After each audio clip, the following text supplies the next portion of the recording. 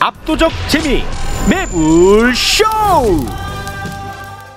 수요 난장판 지금 출발합니다.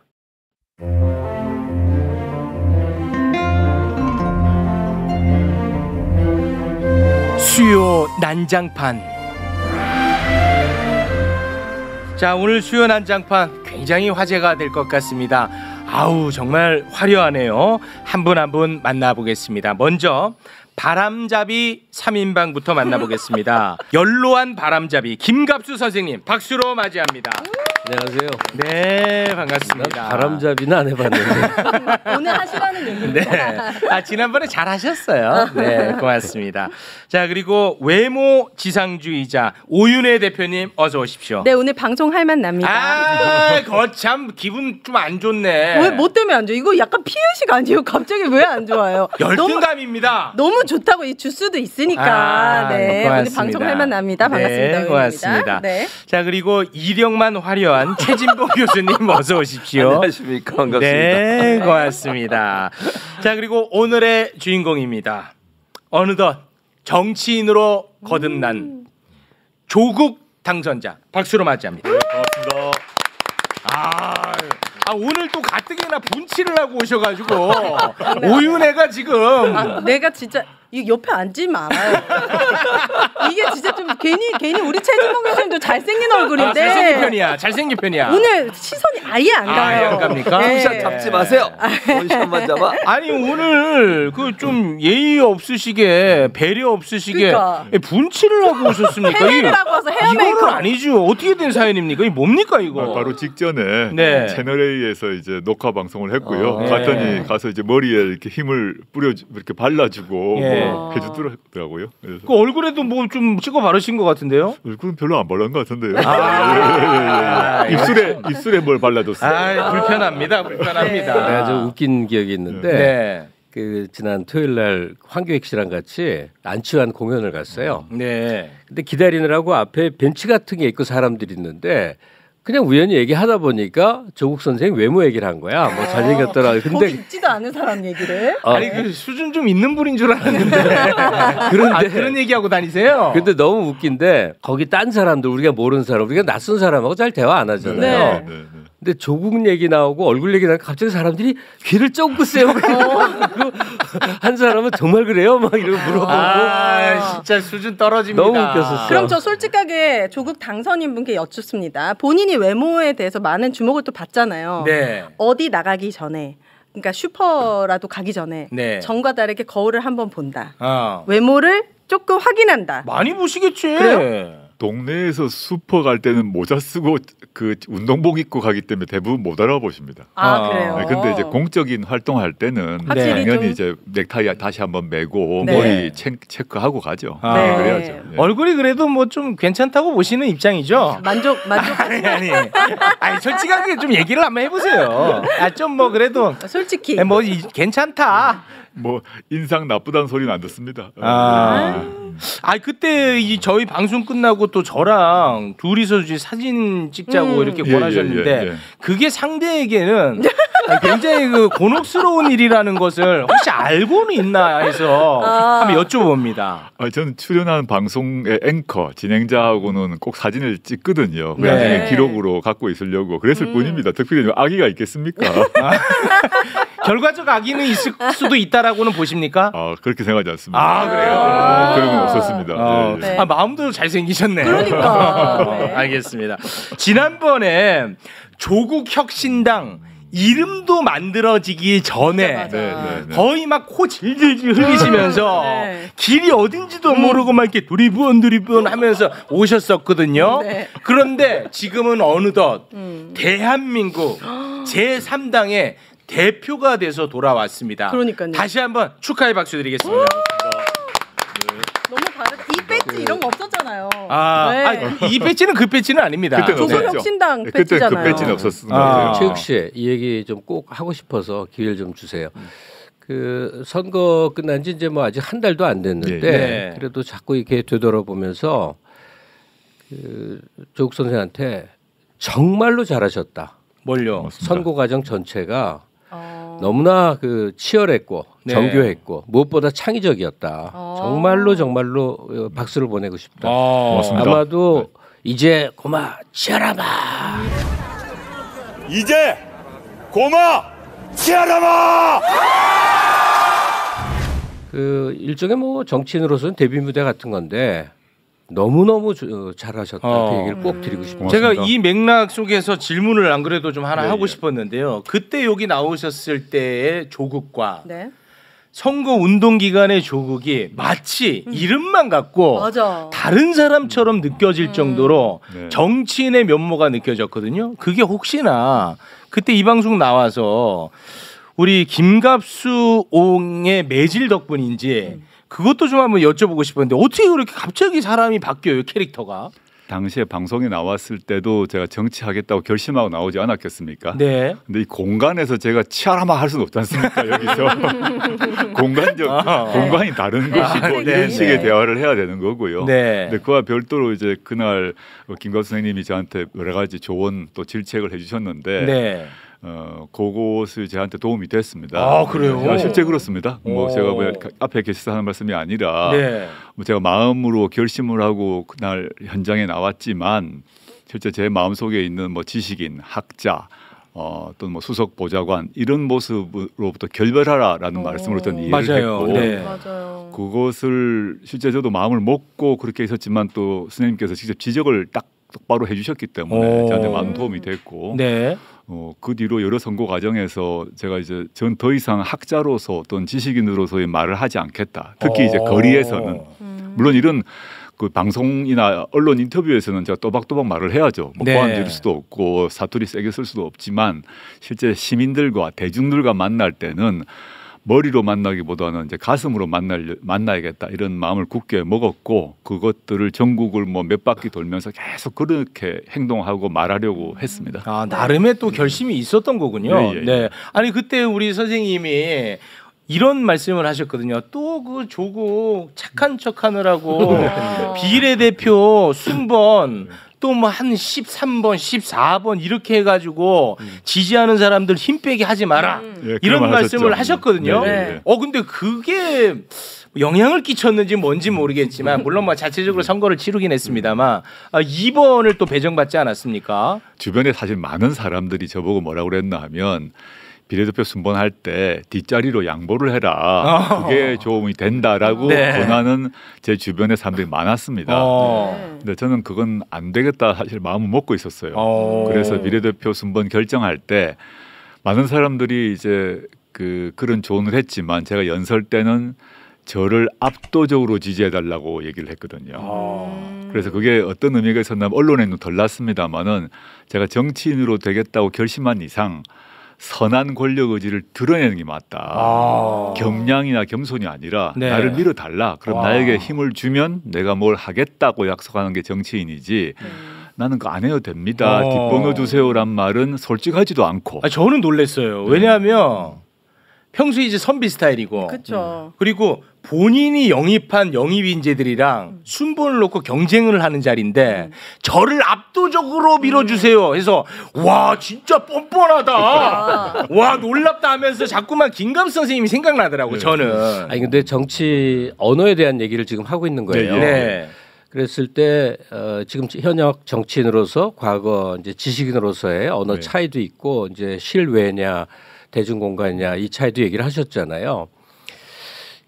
전 이런 생각이 들어요. 그 이재명 그 대표가 선거 유세 중에 사람들이 있는데 왜 대만과 중국에 그런 태도를 취하냐? 그저 여기도 쉐쉐, 저기도 쉐쉐 이런 게 좋다고 그랬어요. 논란 많이 된 건데. 네, 논란이 많이 됐잖아요. 네. 근데 우리 같은 그 부류의 사람들에게 그거는 그냥 1초 만에 다가와요. 저거는 실리 외교하자는 얘기다. 그렇죠. 균형 외교지. 네, 예. 딱 오거든요. 반대파들인지 모르지만 그걸 갖고 아주 굴욕적인 태도를 취했다는 거예요. 네. 그래서 그게 논란이 됐잖아요. 예, 네. 기억합니다. 예. 예, 근데 제 판단으로는 정치 언어가 그래야 된다고 생각해요. 논란도 유발하고 메시지도 담겨 있고 지지자들을 격동시킬 수도 있고. 네. 예, 근데 사투리 언어를 사용하고 또는 아주 단호한 말을 해서 조국 대표가 무지하게 잘했어요. 정말 이루 말할 수 없이 잘했다고. 아 그만하세요 칭찬 좀. 아이고 참. 제 기대치가 네. 기대치가 가령 10이었다면 네. 50이고 100을 했다고. 아 그만하세요. 그러니까 기대가 낮았다는 거죠. 그런데 기대가 매우 낮았지. 그건 사실이지. 네. 그런데 이제 모범생 언어인데 네. 이 뭐 좀 미안한데 문재인 정부 시절부터 뭐냐면 언론이나 이 반대파의 공격을 피하기 위한 언어가 너무 많아요. 다 빠져나가서 차 떼고 포 떼면서 이 알맹이만 어떻게든 하려고 그러다 보니까 그 정치 언어가 너무 앙상해. 네. 그걸 조금 깨셨지만 맞습니다. 이 대표의 셰셰 수준으로 정말 많은 그 언어적 변화가 있으면 좋겠다. 네. 이미 잘하고 계시지만 네. 더 좀 얹어서 부탁드리는 거예요. 그 정치인의 언어 말씀하셔서 저도 진짜 와 이분이 완벽히 변했구나. 라고 생각한 예가 있습니다. 뭐냐면 잠시 후에 이제 영수회담 관련한 이야기를 나누긴 하겠습니다만 네. 영수회담 전에 영수회담 의제에 김건희 여사 문제를 올려서는 안 된다는 주장을 하는 분들이 꽤 나오고 있었어요. 그때 그런 주장을 하는 사람들을 향해서 뭐라고 얘기했냐면 중전마마 우리나라는 민주공화국인데 민주공화국은 중전마마 눈치 보는 나라가 아니다. 오. 아니 이 발언만 떼놓고 보면 누가 이 발언을 조국 대표가 했다고 생각하겠어? 이거 약간 변희재 느낌이잖아요. 맞아. 아 근데 그래서 저는 되게 놀랬거든요. 네, 예. 우리나라는 민주공화국인 것이고 민주공화국에는 법 앞에 평등이라는 게 관철되는 것인데 맞습니다. 그런데 중전마마나 정도만 사실은 적용이 안 되는 거 아니에요? 그렇죠. 그럼 우리나라에서 법이 적용 안 되는 사람이 있다는 거죠. 네. 저는 김건희 씨라고 생각을 하고 있고 네. 이미 검찰에서 다 조사를 해가지고 그 공범들은 다 이미 1심에서 유죄 판결 받았고 또 검찰 조사 보고서에 김건희 씨와 그 어머니가 23억의 수익을 얻었다고 써 있거든요. 네. 그런데 서울중앙지검이 소환도 안 하죠. 맞습니다. 만약에 그런 사람이 예컨대 이재명 대표의 부인이었다. 그러면 압수수색 100번 들어갔다는 거죠. 소환 벌써 몇십 번 했겠죠. 만약이라는 표현을 쓸 필요가 없습니다. 10만 4천으로 지금 재판받고 있습니다. 네. 이런 상황을 두고 뭐라고 비유할 것인가. 즉 김건희 씨는 치해법권 지역에 사는 사람이 아니거든요. 네. 대통령도 아니고 우리가 뽑은 사람도 아니고 사인에 불과해요. 네. 사인에 불과한 경우에서는 당연히 법의 적용을 받아야 되는데 이거는 법 적용을 전혀 안 받는 거고 사실은 뭐 하나 더 말하자면 조선시대 때 중전마마 경우도 잘못하면 폐서인 됩니다.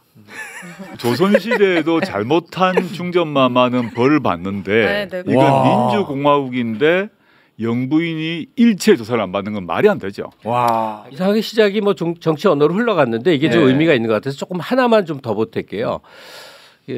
지금 우리가 직면하고 있는 그 윤석열 김건희 정권이라는 게 우리에게 무엇을 가져다 주느냐. 뭐 민생이 안 좋다, 경제가 추락하고 외교 관계 뭐 그런 얘기 많이 하지 않습니까? 예. 그거는 일반론적인 거고 가령 저한테 당신은 뭐가 문제냐고 물어본다면 이 견딜 수 없는 모욕감이에요. 네.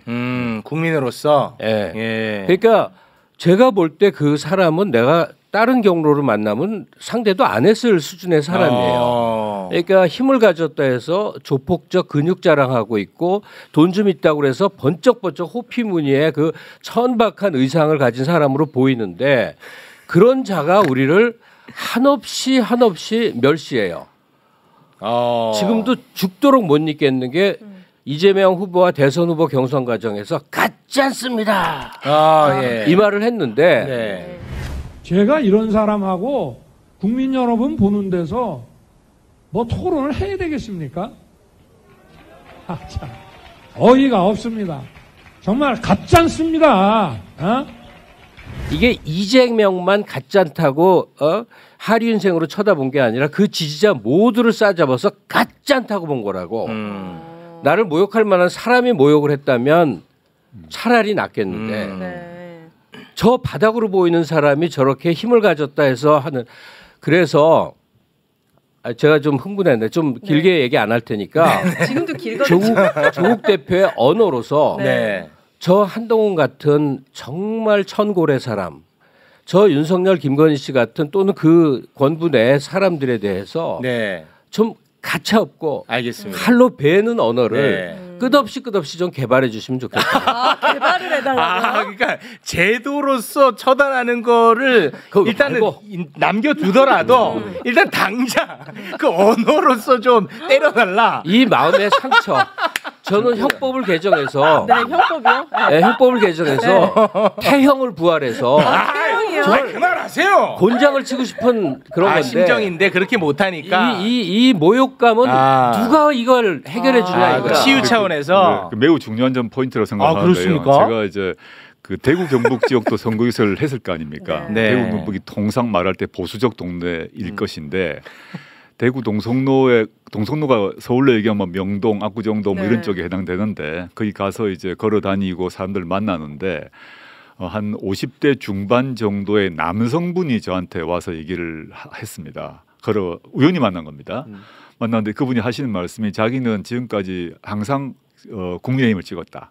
자기는 보수다. 네. 라고 하는데 이번에는 자기는 조국 혁신당에 표를 주겠다고 하면서 네. 왜 그러시냐 물어봤더니 네. 똑같은 말씀 하셨어요. 뭐라고 하냐면 자기는 보수인데 보수라고 하게 되면 대통령 또는 대통령의 부인이 갖춰야 될 그런 언동이 있고 품격이 있는데 도저히 아닌 것 같아서 자기는 바로 모욕감을 느낀다는 겁니다. 두 사람에 대해서 자기는 용납이 안 된다라고 하면서 저보고 당신이 그런 점을 지적을 하고 잘 싸운 것 같아서 표를 주겠다는 말을 저한테 한 적이 있습니다. 이재명을 지지한 사람들은 하류 인생으로 멸시하고 있고 조국한테는 차마 멸시는 못해. 왜요? 아니 뭐 모르겠어. 근데 뭘 보이냐면 적개심을 보여. 예. 적개심을. 달라요 그 감정이. 달라. 잘 보세요. 그러니까 윤석열 대통령이 갖는 그 마음이 다르다는 거예요. 근데 이재명 대표에 대한 발언은 윤을 통해서 나왔지만 선거 과정에서는 그게 나온 게 아니고 한동훈 씨가 대행을 했어요. 예. 네. 근데 한동훈 씨의 언어를 통해서 그들이 어떻게 보느냐가 보이는데 네. 조국에 대해서 갖는 적개심이 있어요. 나 그거 설명할 수 있는데 뭐 네, 그럴 수 네, 없고 네. 하여튼 저도 느낍니다. 그러니까 이재명 대표는 얕잡아 보고 하류를 보는 거지 우리 같은 사람. 조국 대표는 뭔가 적개심으로 보고 네. 그 마음이 좀 다르다. 그러니까 이거 보수를 지지하는 분들 중에는 그래요. 조국 대표가 갖고 계시는 예를 들면 출신, 그 다음에 뭐 교수의 직책, 또 이런 여러 가지가 있잖아요. 이걸 우리 최 교수님도 거기에 못지 않습니다. 그렇긴 하죠. 근데 당신이 나를 무시하잖아. 근데 이재명 대표는 이제 출신이나 이런 부분들이 다르잖아요. 이런 부분에 대한 말씀이라고 저는 생각해요. 그러니까 보수 진영에서 이재명 대표를 볼 때는 깔보는 거야, 한마디로 얘기하면. 근데 조국 대표는 그렇게 볼 수가 없어요. 왜냐면 자기들하고 비슷하거든 사실은. 낮죠 스펙이. 그러니까 무시는 못하고 적개심을 갖는 거예요. 근데 조국 대표가 사실은 아까 지금 계속 말씀 나누셨지만 그렇게 적극적으로 사람들의 마음에 있는 분노와 그 다음에 어떤 모욕감을 대변해 주는 말을 하는 거잖아요. 그래서 좋아하는 거예요. 네. 그러니까 뭔가 시원하게 카타르시스를 느껴줄 수 있는 말을 하고 있다는 거예요. 네. 그 정치적 언어가 사실은 이번 선거에서 조국 혁신당이 지지를 얻는 중요한 역할을 했다고 생각해요. 맞습니다. 저도 가장 인상적이었던 게 총선 바로 다음 날 조국 혁신당 당선인 모두가 대검 앞에 가서 김건희 여사 특검 관련돼서 예, 예. 피켓 들고 했을 때 이건 진짜 조금 기대한 바를 조금 이렇게 충족시켜주는 충족시킨다. 그런 느낌이라서 기대가 크고 그만큼 네. 어깨가 무거우실 것 같아요. 네. 자, 이쯤에서 좀 분위기 전환을 좀 해야 될 것 같아요. 아니 믿었던 우리 김갑수 선생님이 너무 좀 칭찬 일색이라 네. 제가 좀 문제를 지적하는 불편한 말씀을 좀 드리도록 하겠습니다. 예, 좋습니다. 예. 조국 혁신당은 12석을 차지하는 그야말로 쾌거를 이뤄냈습니다. 그거는 왜 그런 결과가 일어났냐? 윤석열 정부랑 잘 싸우라는 겁니다. 그건 예, 맞죠? 예. 동의하시죠? 예, 맞죠. 네. 네. 그러면 잘 싸우고 잘못된 거 바로 잡으면 아마 박수 받을 겁니다. 그렇죠. 그런데 저는 이게 좀 소소할 수 있는데 개인적으로 이런 게 좀 저는 못마땅해요. 뭐냐? 조국 대표가 발제한 우리의 다짐이라는 게 있었어. 네. 이게 뭐냐면 국내선 항공 비즈니스 탑승 금지 및 의원 특권 이용 않기, 뭐 주식 신규 투자 및 코인 보유 금지하기 뭐 등등 굉장히 그 도덕적이고 착한 내용들. 네네네네. 저는 이게 뭐 나쁜 것은 아니라고 봅니다. 뭐 다 좋은 거죠. 근데 저는 이런 거는 그냥 좀 선언하지 말고 하려면 그냥 하든가. 이 꼭 선언해가지고 나중에 이거 다 발목 잡아.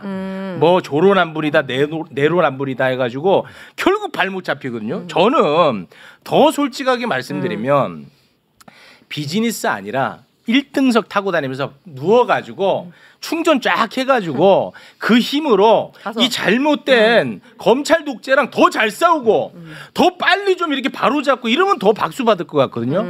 이런 좀 착한 아이 컴플렉스 좀 그만했으면 좋겠다. 어떻게 보십니까? 뭐 어떤 말씀에 비판인지 충분히 짐작이 되고요. 예. 저희가 그거를 사실은 세세한 내규로 만들고 있는데 무조건 금지하는 게 아니라 네. 그 국내선 같은 경우 이제 1시간 거리 안에의 경우는 이코노미를 타자. 아 그냥 아무거나 타요 그냥. 아 이코노미 탈 거면 그냥 알아서 그냥 타요. 선언하지 마시고. 알겠어요. 어떤 알겠어요.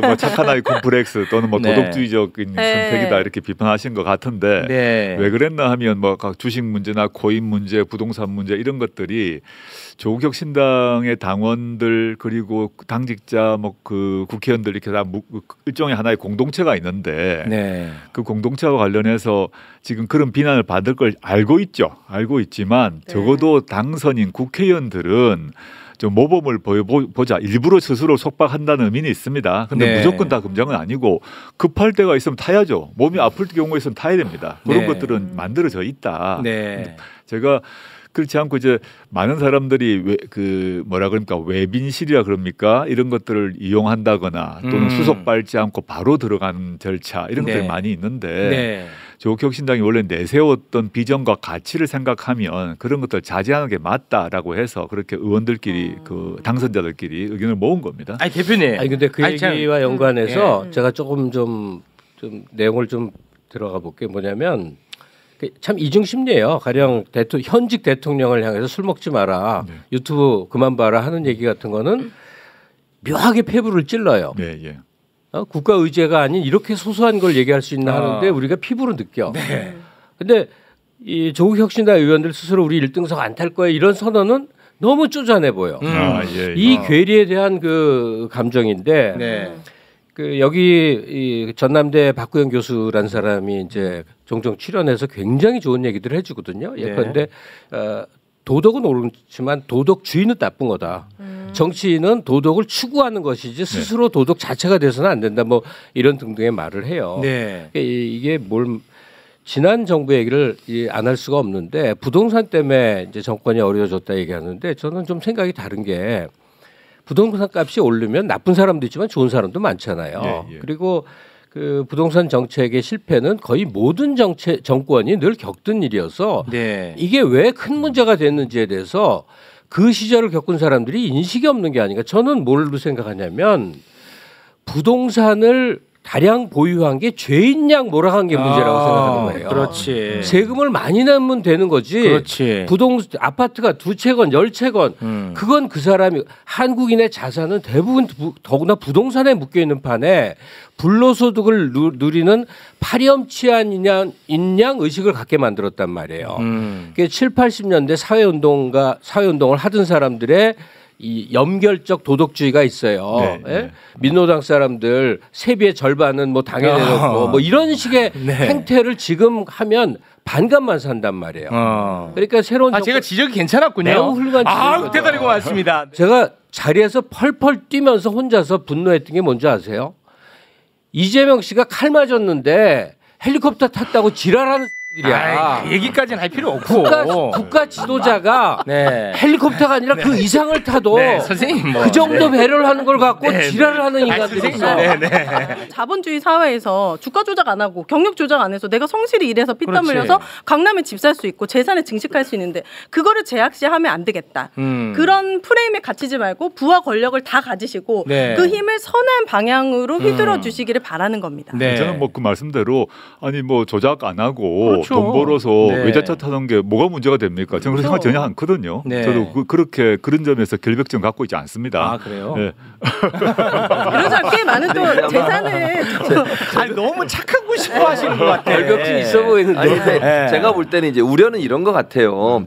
그러니까 보수 언론이나 국민의힘에서는 어떻게 이제 조국 혁신당을 끌어내리려고 하고 비판하려는 그런 눈으로 계속 쳐다보거든요. 근데 이런 걸 만들어 놓으면 최욱 씨 말처럼 이걸 만들어 놓으면 그게 정말 의도가 아니어도 지금 대표님 얘기했던 것처럼 뭐 얼마 시간 이상 뭐 이런 거 있지만 그거 안 보고 그거 안 그냥 먹혀. 타면 무조건 뭐라 그러는 거야. 당연하죠. 또 주식 투자하면 무조건 뭐라 하고. 맞습니다. 그러니까 이제 그런 그러니까 뭐랄까요 불필요하게 상대방이 공격을 할 수 있는 빌미를 주는 것에 우려를 네. 표현한다고 저는 생각해요. 그러니까 그래도 괜찮아. 뭐 어때서 이러라고. 뭐 어때서 이걸로 나가란 말이에요. 어때서는 잘 안 먹힐 거고요. 아니 그러니까 제가 무지해서 그러는지 모르겠습니다만 국회의원들 비행기 탈 때 뭐 수석 밟지 않고 그런 거 뭐 잘 모르겠습니다. 왜 생겼는지. 근데 제가 생각할 때는 그 시간 아껴서 국가를 위해서 봉사하면 훨씬 더 많은 선한 영향력을 끼칠 수 있기 때문에 그러지 않았을까라는 생각을 하거든요. 그래서 뭐 어떤 그 특권 의식에 젖을까봐 두려우면 스스로 그냥 단속해라. 그렇게 자꾸 뭔가 선언적으로 하지 말고 알겠습니다. 그런 의미로 제가 드려봤습니다. 네, 뭐, 네. 감사합니다. 깔끔합니다. 네. 하도 좋은 얘기만 많이 나와갖고 제가 한번 그냥 투정 부려봤습니다. 네.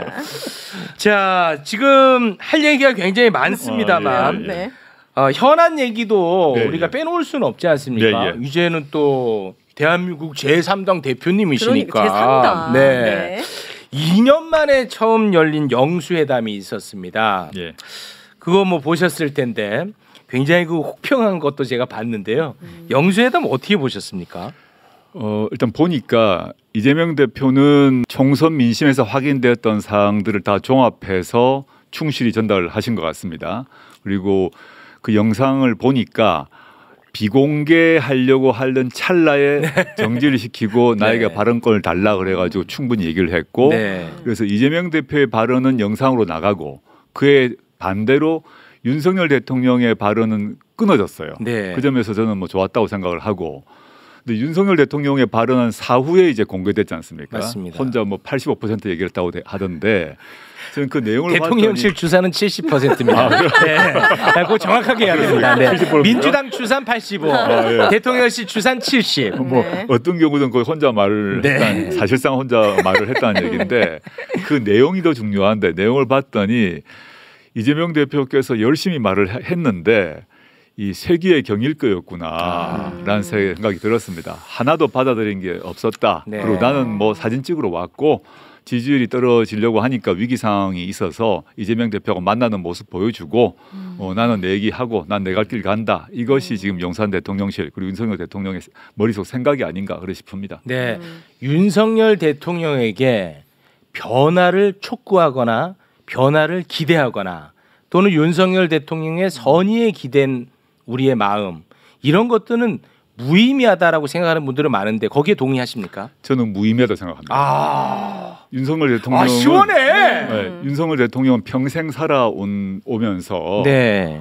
어느 경우에 자신의 의사를 바꾸는가 네. 딱 두 가지라고 오, 생각합니다. 뭐예요? 하나는 힘. 힘에 의해서. 나보다 힘이 센 사람인가. 아. 그러면 네. 그 이전의 입장을 바로 바꾸고 그 다음에 하나는 이 내가 입장을 빨리 바꾸거나 변화를 시키는 듯이 보일 때 그게 나에게 나의 자리 보전 또는 높은 자리를 획득하는 데 도움이 되는가. 그 경우는 바꾸는데 네. 그렇지 않은 경우는 바꿀 생각이 없다고 보입니다. 힘과 자리 앞에서는 네, 그렇죠. 저는 힘과 사랑이라고 생각했는데 사랑? 사랑은 아니에요? 힘과 자리였군요. 네. 좋았다. 네. 사랑. 네. 이제 이해하셨어. 그 힘과 자리? 그 사랑도 힘과 관련이 있을 수 있습니다. 그래요? 네. 그 말씀하신 그 힘의 문제는 근데 오윤혜 씨가 말한 사랑이 뭔지 알겠지만 그 사랑이라고 이해한다는 게 놀랍다.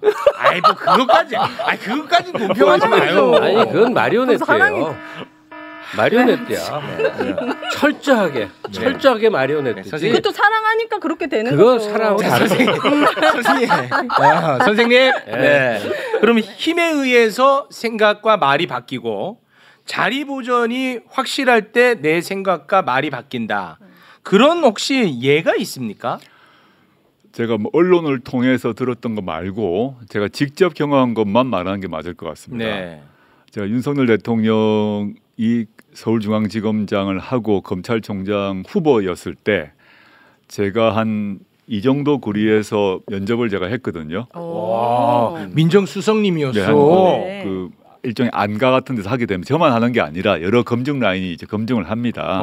그럼 바로 앞에서 보고 배석자 없이 이제 문답을 하게 됩니다. 모든 후보자에게 동일한 질문을 합니다. 그런데 이제 다른 후보자 3명 같은 경우는 그런데 검찰개혁 관련해서 수사기소 분리에 대해서 어떻게 생각하느냐, 공수처 설치에 어떻게 생각하냐 물으면 네. 이 3명의 검사는 최고의 엘리트 검사입니다. 네. 아주 실력에 있어서나 인정도 받는 검사인데 다 뭐라고 그랬나 하면 저한테 수석님 왜 그런 질문을 하시는지 아는데 저는 평생 검사로 살았고 그 의견에 저는 동의를 못 하겠습니다. 그런데 그럼 국회가 그걸 결정하면 어떻게 하겠느냐라고 물어봅니다. 그러면 국회가 결정하면 그게 국민의 뜻이므로 그에 따라서 맞춰 가겠습니다. 근데 저는 공개적으로 검사장으로 제가 그 의견에 동의한다는 말은 할 수 없습니다. 그렇게 되면 조직을 이끌어가지 못합니다라고 얘기를 했어요. 네. 그 말이 저하고 생각은 달랐지만 솔직한 얘기였어요. 네네. 근데 윤석열 당시 검사장은 뭐라고 그랬나 하면 네. 당연히 동의합니다. 걱정하지 마십시오. 검찰 개혁에 대해서. 네. 와, 수사 기소 분리, 공수처 설치 등등에 대해서 문재인 정부의 검찰개혁 방향이 이것이고 앞으로 이걸 추구할 것인데 네. 어떻게 생각하시냐 그러니까 이거 걱정하지 마시라고. 전 다 동의합니다. 그리고 그 이제 사후적으로는 다 동의하지 않는 게 다 확인됐습니다. 모두 거짓말이라는 다 확인된 겁니다. 그거는 확인이 완벽히 됐으니까요. 네. 그 시점에 이건 제가 뭐 제가 거짓말을 한다 그러면 저를 허위 사실로 고소를 하겠죠. 네. 그렇게 얘기를 하면서 저에게 총장만 맡겨주신다면 네. 제가 책임지고 그걸 다 이끌어서 얘기했습니다라고 했어요. 그런 말도 할 수 있는 사람이네. 아니 그러면 말씀을 듣고 보니까 국민의 무서운 힘을 보여주면 태도 변화가 생길 수 있겠네요. 그때만 생기는 거죠. 그것만이 방법이지. 네. 그것만이 방법이야. 그것만이 방법이지. 다른 어떤 누구도 아니고 상대방이 예컨대 뭐 정적이든지 또는 국민이든지 저 사람이 자신보다 훨씬 세다. 그 다음에 자신의 지위를 박탈할 수 있을 것 같아. 대통령 지금은 대통령이죠. 네. 당시에는 다른 자리겠습니다만 네. 상대방이 저는 이제 국민이거나 또는 반대 정당이거나 정파일 수 있겠죠. 내 자리를 끌어낼 수 있을 것 같아. 그럼 바꿀 거고 그렇지 않다 그러면 절대 바꾸지 않을 절대로 안 바꾼다. 절대로 안 바꿀. 그럼 이번에도 100석 이상이 됐기 때문에 안 바꾸는 겁니까? 사과도 지금, 없고? 그렇죠. 그리고 왜 이재명 대표를 만나자고 그랬겠습니까? 지금 175석의 다수당 아닙니까? 네. 저 사람을 안 만나면 내가 문제가 될 수 있겠네라고 생각해서 만난 거지. 2년 동안 안 만났잖아요. 그렇습니다. 2년 동안은 어떻게든 죽이려고 한 거 아닙니까? 근데 지금은 그 이재명 대표가 이끈 민주당과 조국혁신당과 이렇게 합해 나가서 그다음에 국민의힘 중에 일부가 이탈한다고 생각하면 200석이 되죠. 네. 그 전까지 200석은 안 됐어요. 네. 근데 지금 예컨대 뭐 이준석 대표가 이끄는 곡이 플러스 알파 하게 되면 200석이 될 수 있거든요. 네. 현재는 아니지만. 네네. 그러니까 이 사람은 위협감을 느꼈겠죠. 그래서 급하게 전화를 했을 거라 봅니다. 오로지 이 힘에 의해서만 움직일 것이다. 오늘은 조국 대표에게 질문보다 그냥 얘기만 들어도 너무 동감이 많이 돼요. 왜 이렇게 좋아해요? 그러니까 그런 일이 왜 벌어졌냐 이거야. 이거는 정치적으로나 뭐 사회적으로 풀 얘기가 아니고 이건 의학적으로 설명해야 될 일이에요.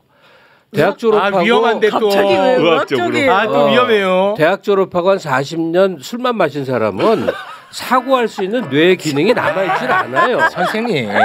생존의 본능만 남고 뇌 회로가 정지돼 있다고. 네, 그래서 그런 환자들은 격리해서 선생님. 별도의 물리치료를 해야지. 선생님. 아니 이건 물리치료 해야 되는 거지. 제 3당의 대표가 나왔는데, 네, 선생님. 아니 지금까지 좋다고 하더니 갑자기 이렇게 흙탕물 튀겨버리면 시작도 못 해보고 내가 또 이그샘플로 가르쳐 드리는 거야. 그러니까 이거 이그샘플로 쓰면 안 됩니다. 네, 이거 이그샘플 절대 안 됩니다. 네, 알겠습니다. 방금 우리 대표님께서 말씀하셨지만 영수회담에서 이재명 대표가 모두 발언해서 지금 현재 윤석열 정부의 여러 가지 문제점을 15분 안에 다 녹여냈거든요. 뭐 거기에는 언론을 제재하는 문제라든지 뭐 거부권을 행사하는 문제, 외교 문제, 최상병 특검 문제 뭐 등등 많이 있습니다. 근데 그 가운데 제가 조국 대표님 얼굴 보자마자 갑자기 궁금한 게 딱 떠올랐습니다. 네. 최상병 특검과 관련해 가지고 수사 무마 의혹이 있는 거 아니겠습니까? 네, 그렇죠. 그런데 공직기강 비서관이 국방부 법무관리관한테 전화한 것까지 드러났습니다. 네. 근데 민정수석 출신이야. 네. 공직기강 비서관 누구보다 잘할 거 아니겠습니까?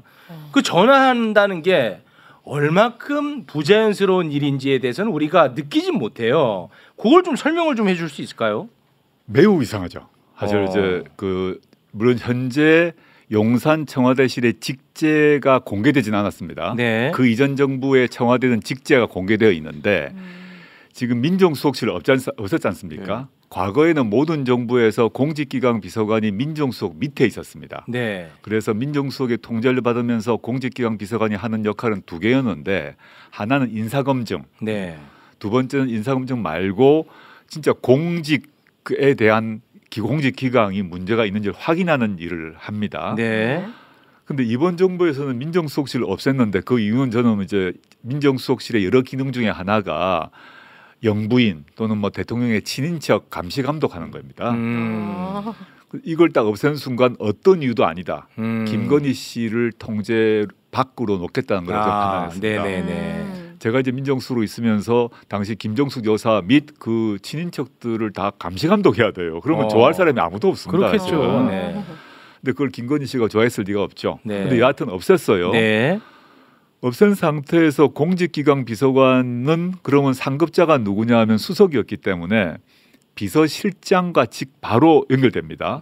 근데 이시원이란 사람은 어떤 사람인가 하면 윤석열 대통령의 검찰 후배로서 좌시원 우진우라고 할 정도로 주진우란 사람, 즉 부산에서 출마한 당선된 사람입니다. 네. 그 사람과 함께 윤석열의 핵심 참모입니다. 근데 당시 비서실장은 검사 출신이 아닙니다. 네. 근데 민정수석도 없습니다. 그러면 통상적으로 생각해 보게 되면 이시원 공직기강 비서관은 대통령에게 직보를 했을 겁니다. 비서실장 거치지 않았을 것입니다. 네. 이게 하나 중요하고 왜 이 말을 하시는지 좀 이따 말씀드릴게요. 네. 그다음에 공직기강 비서관의 통상적 역할은 국방부에 전화하는 역할이 아닙니다. 만약에 그 전화를 받았던 그 법무관리관이 유재은 무슨 뭐 돈을 받았다거나 뭐 갑질을 했다거나 그러면 전화를 할 수가 있는데 그게 아니라 이 최상병 관련해서 문제가 발생해가지고 박정훈 대령이 수사를 하고 수사하자마자 바뀐 그 군형법에 따라서 바로 경찰청에 넘겼습니다. 네. 그에 대해서 국방부 장관도 이미 결재를 했습니다. 네. 그랬는데 지금 시간 순서로 보게 되면 이시원이 전화를 하고 그 다음 날에 서류가 거꾸로 돌아옵니다. 네. 물론 이건 확인이 안 됐습니다. 전화 이시원에 대한 조사가 안 끝났기 때문에. 네. 그 같은 날입니다. 근데 네. 전화하고 회수한 게 그렇죠. 같은 날입니다. 같은 날이군요. 네네. 전화하고 시간적으로 다음에 회수가 됩니다. 네. 갑자기 전화가 오고 그 다음에 국방부 장관이 결재한 게 뒤집히고 서류가 돌아와요. 네. 이 일은 공직기강 비서관의 업무가 아니죠, 첫째. 업무가 아니죠. 그리고 국방부에 대한 관할은 통상 대통령 비서실에서 누가 하나 하면 안보실이 합니다.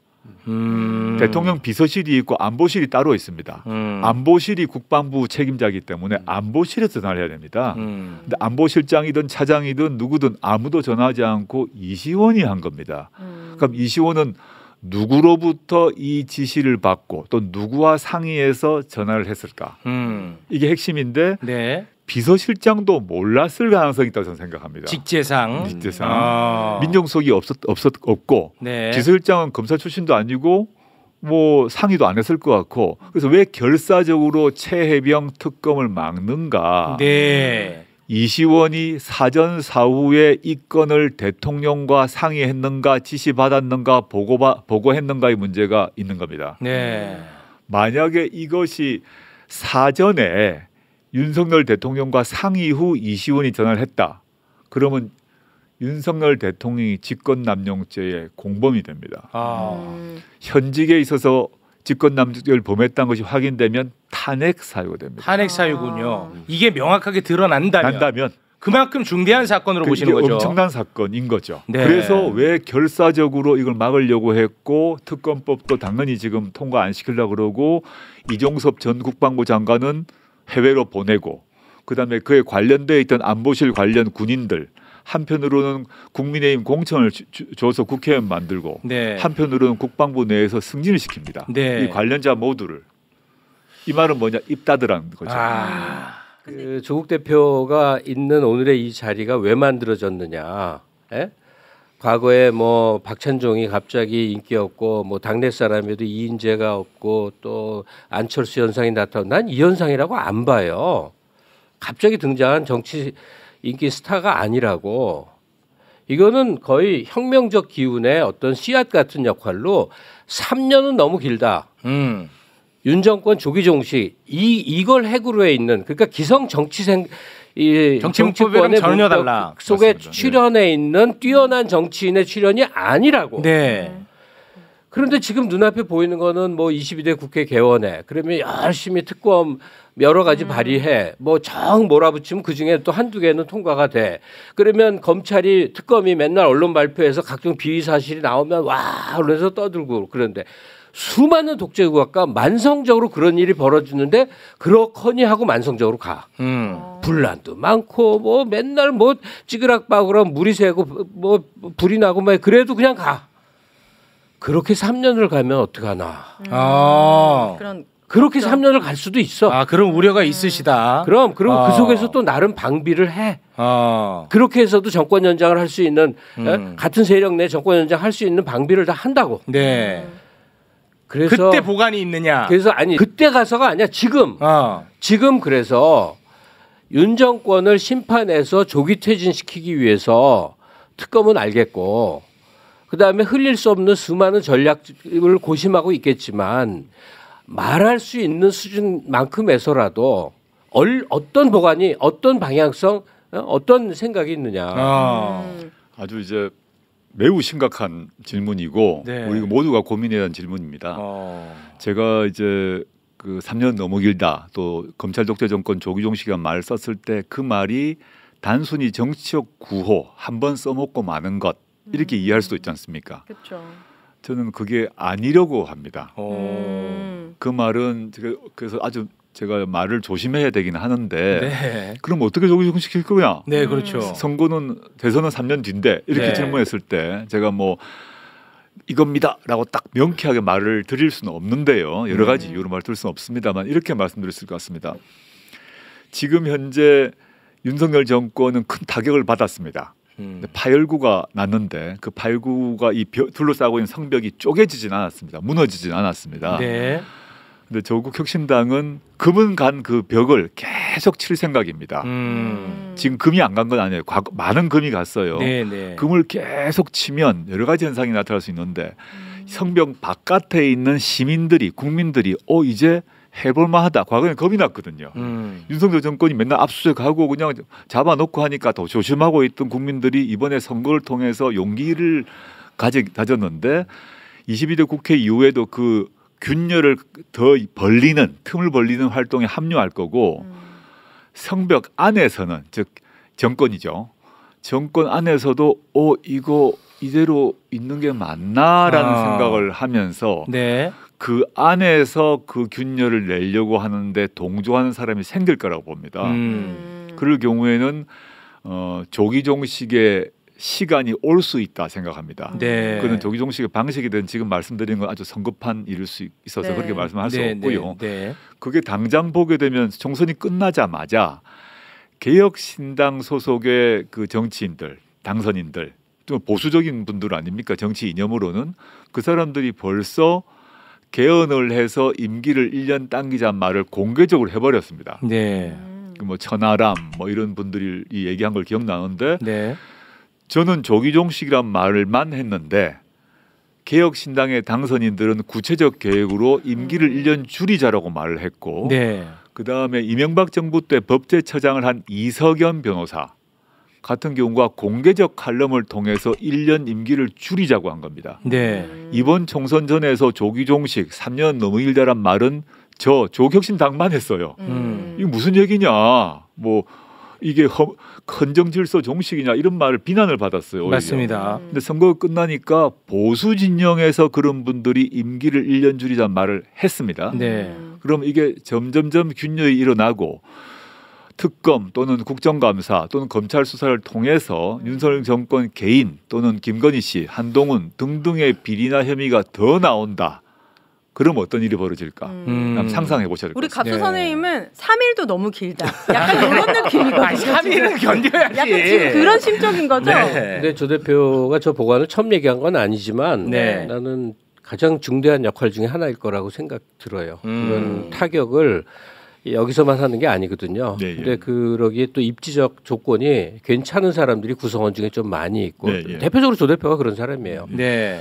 그리고 이제 지식사회가 같이 협공을 할 수 있는 이 조건도 많이 마련돼 있고 그다음에 네. 연대의 틀을 어디까지 가져갈 것이냐 하는 건데 지금 언급한 개혁신당 같은 경우도 필요한 한시적 시점까지는 반드시 연대할 수 있는 거고 네. 그러니까 연대의 폭을 어디까지 넓히느냐 연대의 범주가 아직은 두 정당 외에 그렇게 드러나 네. 있질 한 않아요. 달도 안 됐잖아요. 네. 조금만 참아주세요. 네, 아직 임기가 시작도 안 됐습니다. 예, 아직 시작도 안 했다고요. 그게 그렇지 않아. 지금 네. 큰일 났어. 뭔가 네. 큰 변화가 있을 때는요 알겠습니다. 네. 하루 만에 어마어마한 일이 벌어지고 그래요. 네. 알겠습니다. 그 관련해서는 잠시 후에 저희가 또 심도 있게 이야기 나눠보기로 하겠습니다. 뭐 지금까지는 그 윤석열 대통령에 대한 말씀을 좀 하셨는데 네, 예, 예. 우리 조국 대표님은 한동훈 특검법에 굉장히 진심인 것 같아요. 아, 예, 예. 그 사실 그 한동훈 전 위원장 같은 경우에는 지금 권력 밖으로 약간 좀 밀려난 모양새인데 뭐 고발 사주 의혹 그리고 윤석열 검찰총장 징계 관련한 문제 그리고 딸 논문 대필 의혹 사건 규명을 위해서 이 특검만큼은 내가 반드시 이거는 내가 이뤄낸다. 이런 아주 강력한 진심을 보이고 있는데 그거는 뭐 특별한 이유가 있습니까? 1호 법안으로 제출하겠다고 제가 기자회견을 했고요. 실제 그 법안은 사실상 만들어져 있습니다. 저희가 저희 당 안에 검찰 독재 정권 조기종식 특위가 있는데 특위위원장이 박은정 당선자입니다. 거기서 책임지고 거의 만들어 놓은 상태고. 그럼 왜 그렇게 이제 한동훈 그 전 비대위원장을 타겟으로 하느냐? 네네. 한동훈 비대위원장은 그냥 개인이 아니라 네. 윤석열 정권 탄생의 기획자였고 그다음에 지난 2년간 윤석열 정권의 황태자였습니다. 아, 그건 맞죠. 살아있는 권력 중에 살아있는 권력이었는데 본인이 윤석열 총장을 모시고 검사장 시절에 문재인 정부 수사를 할 때는 살아있는 권력 수사에는 예외가 없다라고 해서 거의 다 해집어 나왔거든요. 네. 지금 문재인 정부의 정권의 장관, 차관, 뭐 공무원 중에서 기소된 사람이 수두룩합니다. 다 직권남용이니 뭐로 원전 뭐 조기 폐쇄 결정했다고 압수수색 구속하고 한두 개가 아닙니다. 네. 근데 그런 것에 비하면 지금 아까 사회자께서 얘기하셨던 세 가지 범죄 혐의 같은 경우 명확한 게 있단 말이죠. 네. 그럼 거기에 대해 수사를 받는 게 너무 당연한데 당연하죠. 검찰이 수사를 전혀 안 해요. 네. 아까 그 중에 여러 가지 얘기가 있습니다만은 그 손준성 검사장의 고발 사주 사건 같은 경우는 네. 손준성은 당시에는 검사장이 아니라 검사였고 상급자가 한동훈이었죠. 그렇죠. 근데 고발장이 접수되기 하루 전에 한동훈 검사장이 60장의 사진을 올립니다. 네. 근데 단톡방에. 단톡방에. 근데 그것이 밝혀지지 않은 이유가 한동훈 당시 이제 검사장의 휴대전화가 24+알파였던 거 아닙니까? 아, 비번이. 비번이. 우와. 근데 이걸 그래서 풀지 못해서 돌려줬거든요. 근데 최근에 제가 그 뉴스타파의 봉지욱 기자가 수사받은 거 이후에 뭐 발언한 걸 봤는데 봉지욱 기자는 자기 휴대전화를 28인가 7개로 설정을 했었대요. 하고 돌려줬답니다. 봉 기자가. 그래서 자기는 이제 안 풀릴 거라고 생각하고 그렇게 했답니다. 네. 한동훈을 따라서 네. 풀렸대요? 풀렸답니다. 우와, 너무 쉬운 거 아니에요? 제 얘기가 아니에요. 아, 그래요? 그러니까 봉지욱 기자가 스스로 언론에 나와서 자기는 27인가 8인가를 암호를 설정해서 줬는데 네. 가봤더니 풀었더란 거예요. 그래서 이건 뭐지? 뭐야 그거 도대체? 그럼 이건 뭐 저도 약간 황당한 겁니다.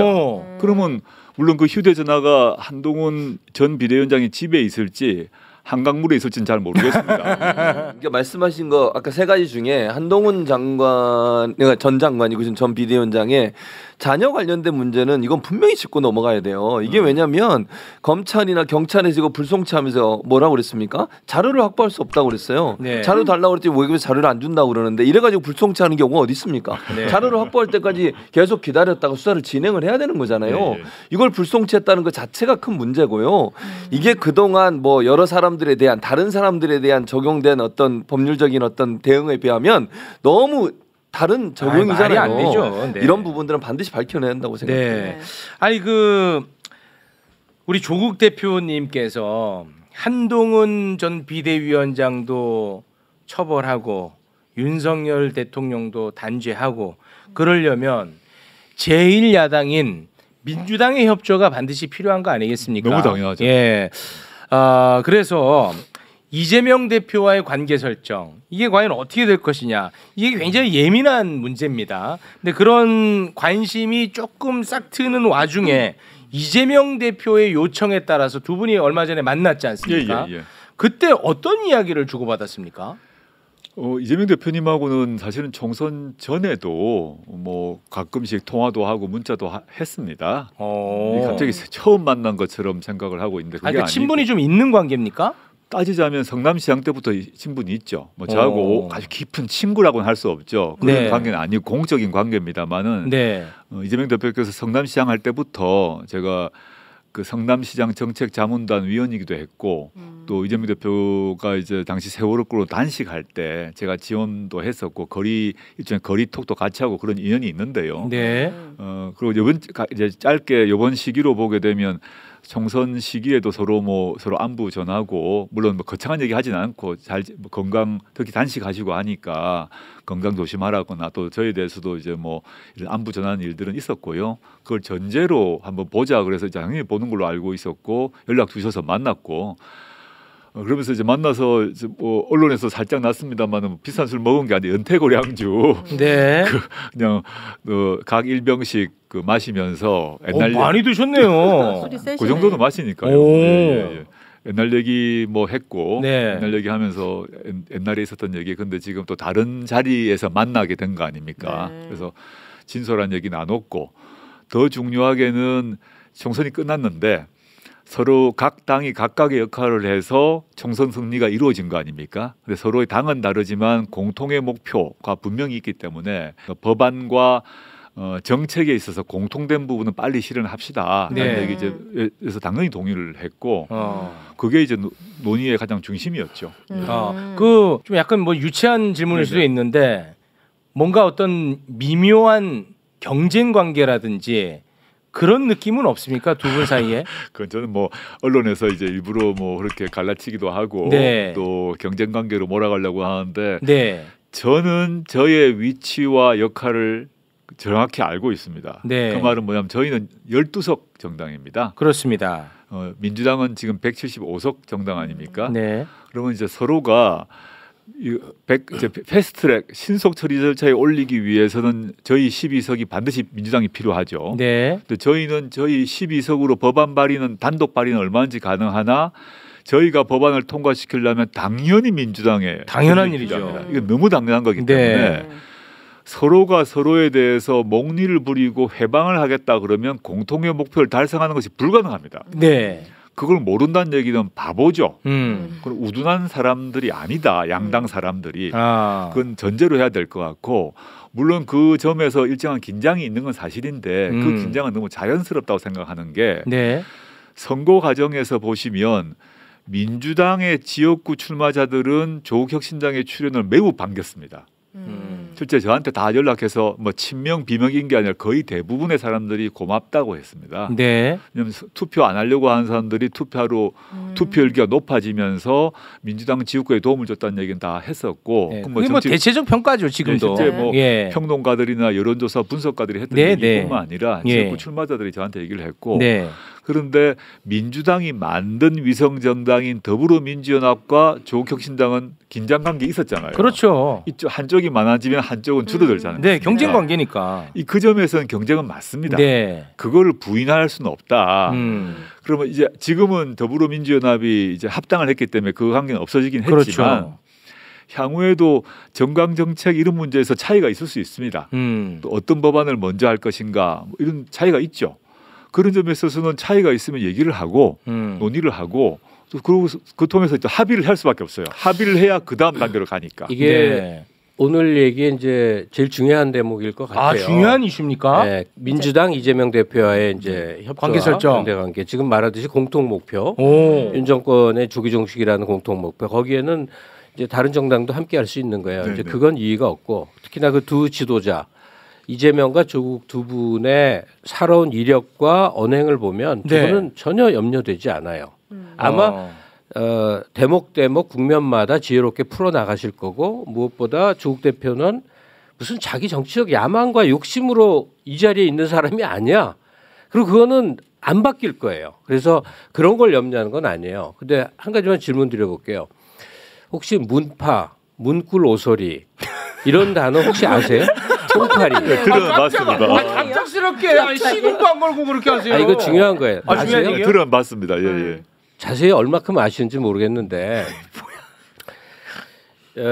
이재명 대표를 어떤 형태 정치적으로 사회적으로 매장시키고 죽이기 위해서 그리고 때마다 국힘 편을 들면서 선거 때 가장 공격적인 사람들이 뜻밖에도 저 반대당이거나 검찰이 아니었어요. 네, 예. 민주당 내부였고 문재인 지지세력이었고 청와대 행정관으로도 있었어요. 와, 청와대 이것도 행정관뿐이 아니라 더 있었어요. 예민한 문제를 또 다루시네. 예, 알듯 모를 듯한 사람들 도 있지만 명확한 사람들이 있었어요. 해경공 김 씨는 누구입니까? 자, 그만하세요. 아니, 네. 이건 너무나 중요한 문제야. 네. 왜냐? 와, 지금의 이런 얘기를 막 하시네. 지금의 민주당 조국혁신당은 네. 이제는 정치인의 정당이 아니에요. 깨어있는 시민의 단합된 힘, 조직된 당원들과 시민들이 자기를 바치는 정당이 된 거야. 그래서 리더와 지지자들이 일체감이 돼서 흘러가는 상황까지 이르는 거예요. 역사적으로 이런 변곡점은 매우 드물어요. 그런데요. 이런 호기는 네. 제가 좀 답을 드릴 것 같아요. 아니 잠깐만. 질문 좀 질문을 질문 아직 못 네, 드렸어요. 그런데요. 예, 예. 네. 이거 편집하지 말아주세요. 이거 눈물겨운 역사예요. 아니 편집권은 저에게 있습니다. 아니, 빨리 한번 해보세요. 부탁하는 거예요. 네. 와, 이 얘기를 한다고. 지금도 또 이제 일전이 벌어지려고 그러는데 지금은 이제 이재명 지지를 이제 내세우며 그때는 이제 반대였죠. 또 다른 세력들과 이제 보면 복잡해. 근데 이재명 지지를 내세우며 네. 조국이는 뭐 내각제 하려고 홍석현이랑 뒤에서 손잡은 뭐다. 또 종교도 갖다 들어대 온갖 소리를 하는데 한 추산컨대 3만 이상 한 5만 사이는 거기 휘둘려요. 끌려다니는 사람이 있어요. 그러니까 아직 다수는 아니에요. 그러니까 온갖 일이 이제 또 벌어질 거예요. 그걸 직업 삼아 뭐 옛날에 그 안기부 이런 데 근무하던 사람들, 여론 선동하던 사람들이 직업으로 이걸 계속 하고 있다는 거예요. 그러니까 지금 한동훈의 말을 빌려 2조 관계를 갈라놓아서 이득을 볼 위해서 전력을 다하는 세력들이 지금 뭐 정말 난리예요. 많을 것이다. 네. 알고 계시고 대책을 생각하실 텐데 알고 있고요. 네. 거기에 대한 얘기를 좀. 너 무슨 말인지 알아들어? 아, 이분 유튜브 너무 많이 보시는 거 이제 걱정돼. 나 무슨 말? 이건 유튜브 공간의 얘기가 아니야. 이재명을 죽이려고 그런 게 무조건 안에 있었다고. 자, 이게 뭐냐면 잠깐 왜냐하면 이게 주류 이슈가 아니다 보니까 나 깜짝 이제 놀랐네. 오은혜 씨는 전혀 못 알아들을 수 있는데 조국 대표님 같은 경우에는 문재인 정부에서 일했던 분입니다. 그렇죠. 그렇죠. 네. 그리고 지금 민주당 대표는 이재명 대표고 네. 그리고 이제 소위 말하는 뭐 친문 세력이 이재명 대표에 대한 공격이 뭐 좀 있었다는 얘기인데 네. 좀이 아니야.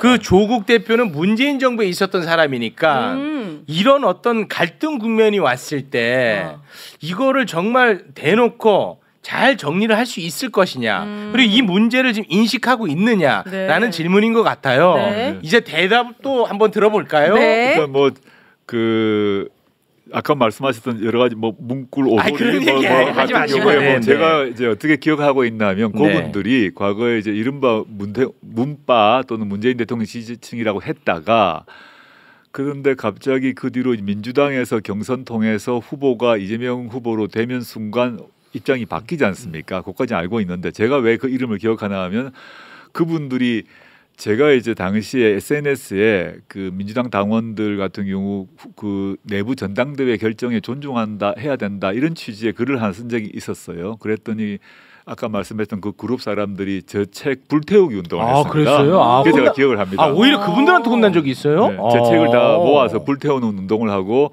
그래요? 사진 찍고 그걸 막 올리기 릴레이를 하셨어요. 잘 기억을 하고 있고요.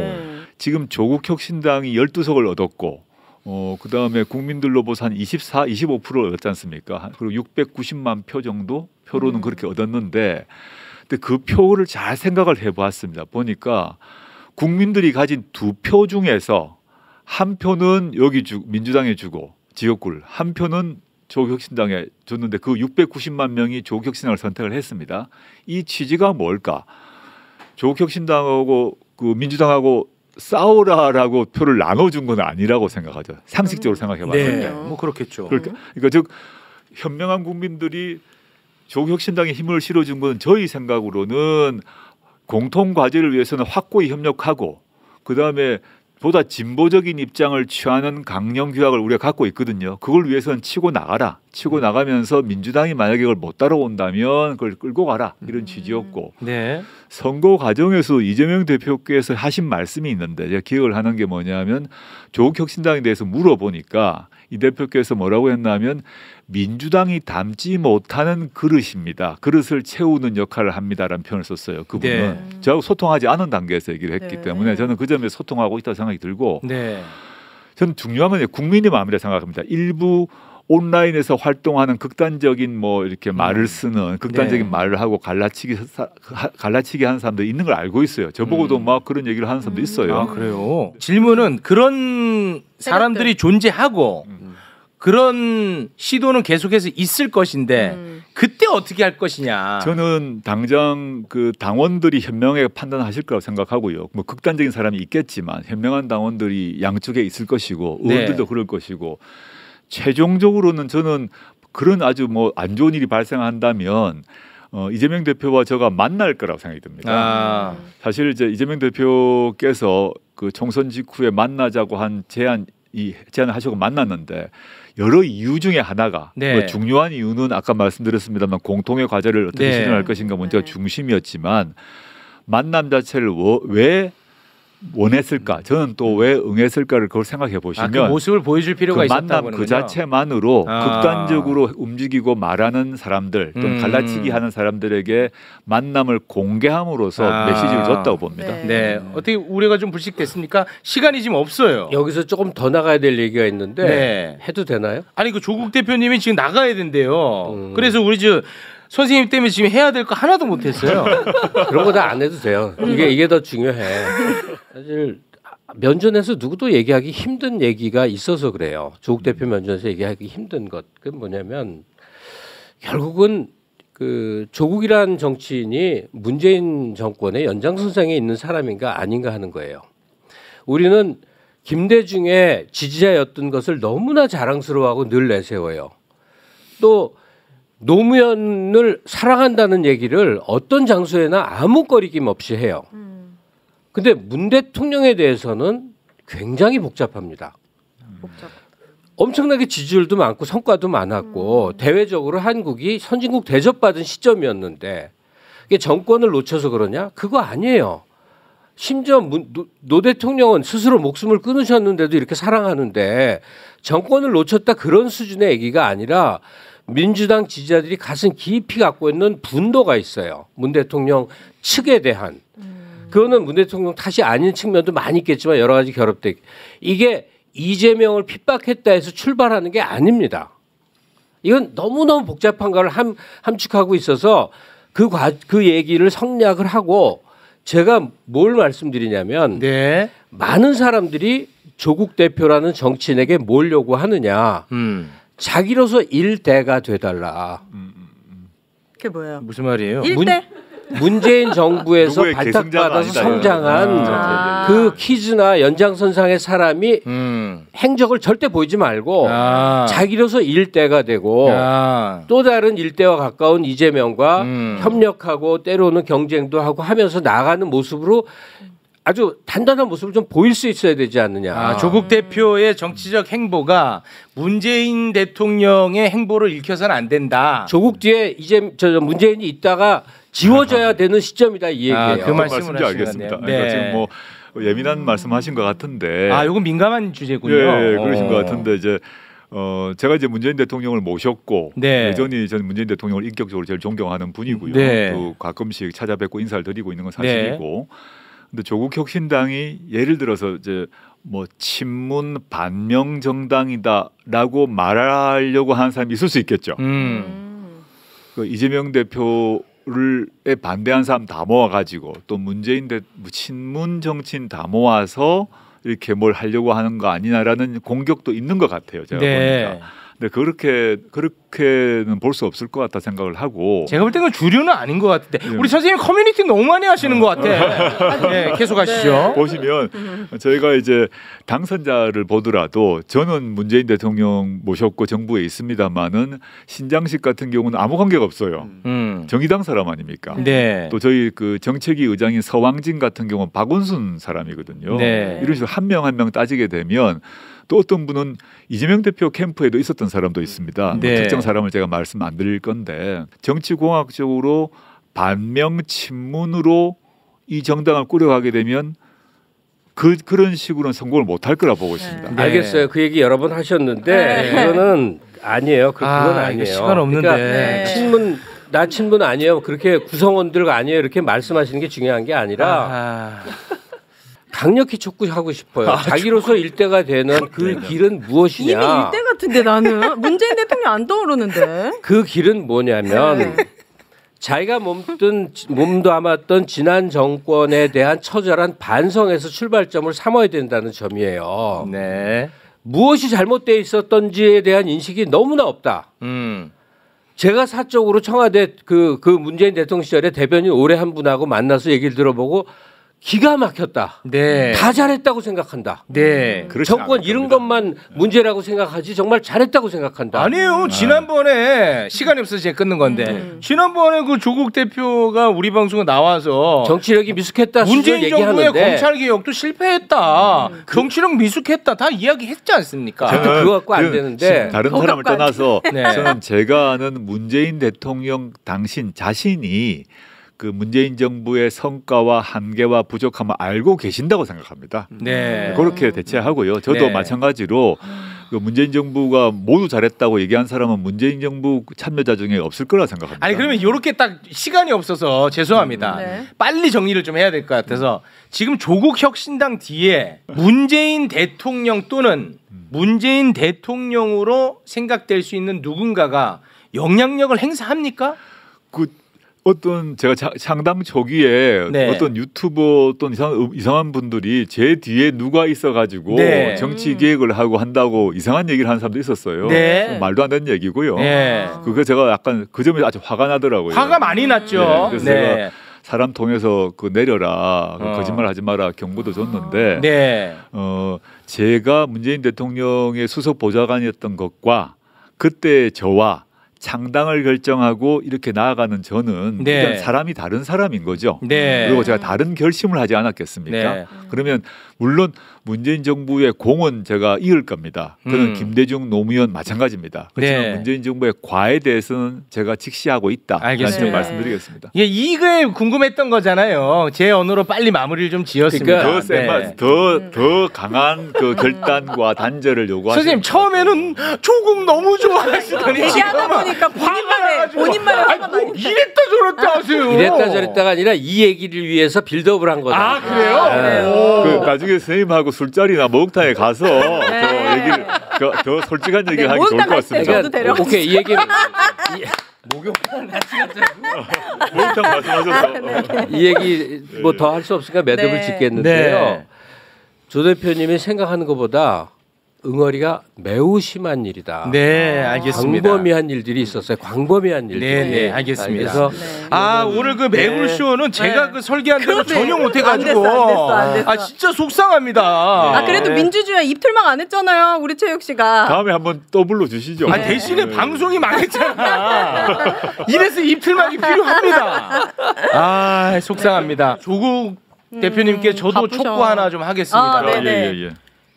앞으로 나오실 때는 뒤 스케줄을 비어. 좀 여유 있게 잡으셨어야죠. 이 사람 불편해갖고 이거 방송하겠습니까? 아니 원래 일정대로 한 거죠. 원래 약속했던 일정을 잡고 그 일정이 지금 그쪽은 지금 생방 일정이 잡혀 있어서 네. 생방이 잡혀 있었어요. 알겠습니다. 미안합니다. 다음에는 3시간 정도 비우고 와주시길 바라겠습니다. 네. 작가님 유튜브 좀 줄일게.